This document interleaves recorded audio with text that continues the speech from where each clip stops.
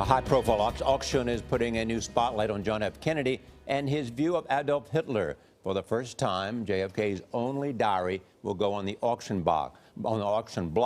The then 28-year-old wrote about visiting Germany shortly after World War II. He also shared his startling take on Hitler. Tony DeCopel is in Washington with the history the diary reveals. Tony, good morning. Good morning. When JFK was writing about Hitler, the dictator's suicide had happened just 4 months earlier.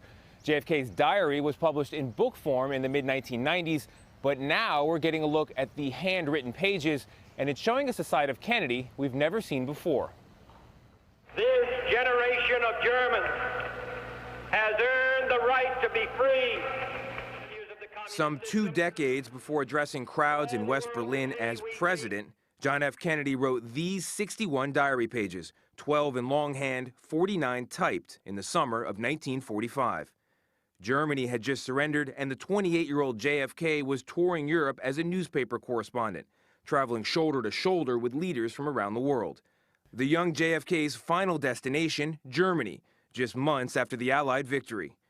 Already a scholar on global politics, Kennedy seemed fascinated with Hitler and his place in history, writing, "He had in him the stuff of which legends are made, and within a few years, Hitler will emerge from the hatred that surrounds him now as one of the most significant figures who ever lived."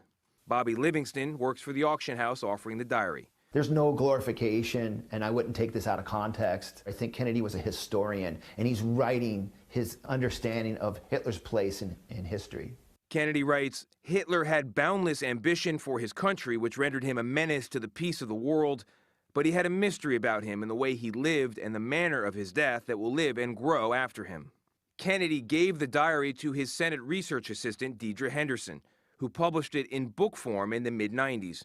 She's now auctioning the original document, providing a new window into the man who would be president. He's about to embark on this incredible journey to the presidency, and here it is in his handwriting, the beginning of this journey.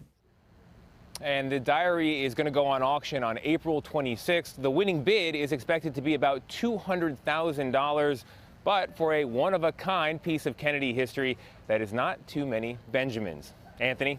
Yeah, it actually seems relatively low, that estimate, but anyway. What a piece of history and what a document to read. Tony DeCopel, thanks, Tony.